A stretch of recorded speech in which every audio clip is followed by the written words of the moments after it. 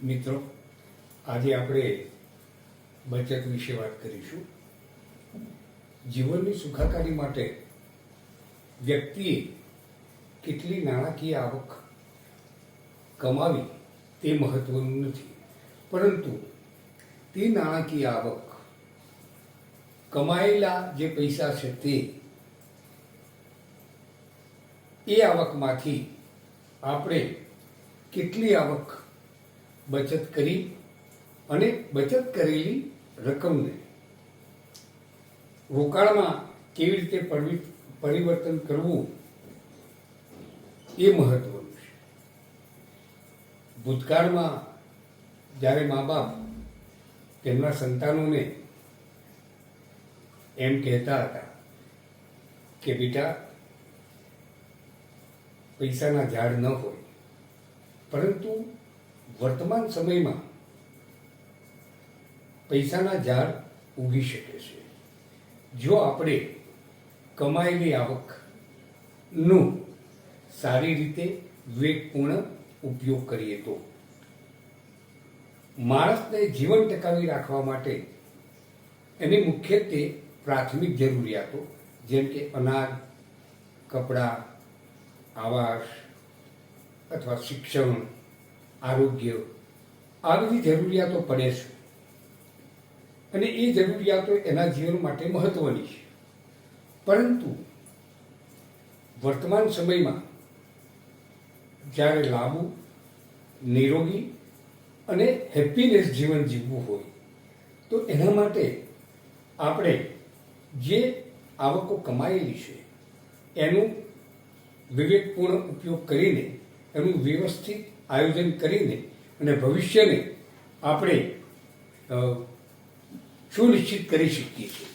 મિત્રો, બીજી એક મહત્વની બાબત એ છે કે તમે જુઓ કે નાણું એક વિજ્ઞાન છે, એક શાસ્ત્ર છે, સાયન્સ છે, અને માણસે જીવનભર પોતાની પ્રાથમિક જરૂરિયાતો પૂર્ણ કરવા માટે એને દરેક પ્રકારનું શારીરિક અથવા માનસિક કામ કરવું પડે છે અને જીવનભર એ પૈસાની પાછળ દોડે છે. પરંતુ જ્યારે તમે કમાયેલી આવકને રોકાણમાં પરિવર્તિત કરો ત્યારે તમારું ભવિષ્ય સુનિશ્ચિત થાય છે. આપણે જીવનભર નાણાં પાછળ દોડ્યા છીએ, પરંતુ જ્યારે આપણે 50-55 વર્ષની ઉંમર થઈ જાય ત્યારે નાણું એ આપણા માટે કામ કરે, આપણા માટે કમાઈ લાવે. નાણાંને આપણે કહીએ તે જગ્યાએ જાય અને આપણને કમાઈને આપે, એ પ્રકારનું આયોજન આપણે કરવું પડે છે. વ્યક્તિ કમાય છે, બચાવે છે અને રોકાણ કરે છે તો સ્વાભાવિક રીતે તેનું ભવિષ્ય એ સુનિશ્ચિત જ હોવાનું. આપણે નાણાંના ગુલામ બનવાનું નથી, આપણે નાણાંના માલિક બનવાનું છે. આપણે કહીએ ત્યાં નાણું જઈને રોકાય અને આપણાને એ નાણું કમાઈને આપે તો એક આ ખ્યાલ એ મહત્વનો રહેશે. આજના યુવાન પેઢી માટે આ બહુ જરૂર છે. તમને ખબર હશે કે તાજેતરમાં ભારતના નાણામંત્રી શ્રીએ એમના બજેટ પ્રવચનમાં કીધું હતું કે ભારત અત્યારે વર્તમાન સમયમાં $3.8 ટ્રિલિયન ની ઇકોનોમી છે અને ભવિષ્યની અંદર એ 5 ટ્રિલિયન કરતાં પણ વધુની ઇકોનોમી બનશે. તો મિત્રો, એની સાથે સાથે બીજી બાબતો પણ આપણે જાણવી જરૂરી છે, કારણ કે એ જ્યારે ઇકોનોમી બનશે ત્યારે કેટલીક આવકની અસમાનતા, ગરીબી, બેરોજગારી, આ પ્રકારની સમસ્યાઓ પણ સાથે લેતી આવશે. તો એને દૂર કરવા માટે ભારતના યુવાને અને ભારતના લોકોએ આપણે નાણાં પ્રધાને કીધું એમ કે એમના બજેટ પ્રવચનમાં એમણે કીધું હતું કે નાણાકીય જાગૃતિ, ફાઇનાન્શિયલ લિટરન્સી આ મહત્વનો મુદ્દો બની જાય છે આવનાર યુવાનો માટે અને ભારતના લોકો માટે. એમણે એ પણ જણાવ્યું હતું કે જેમ જેમ તમે આવકો કમાશો તો એની સામે તમારે બચતો પણ કરવી પડશે.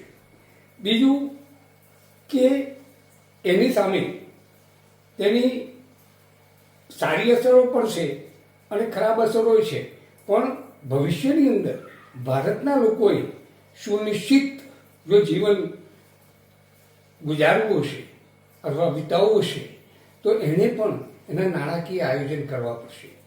ભૂતકાળમાં મિત્રો આપણને ખબર છે કે રોકાણ માટેના સ્ત્રોતો એ મર્યાદિત પ્રમાણમાં હતા.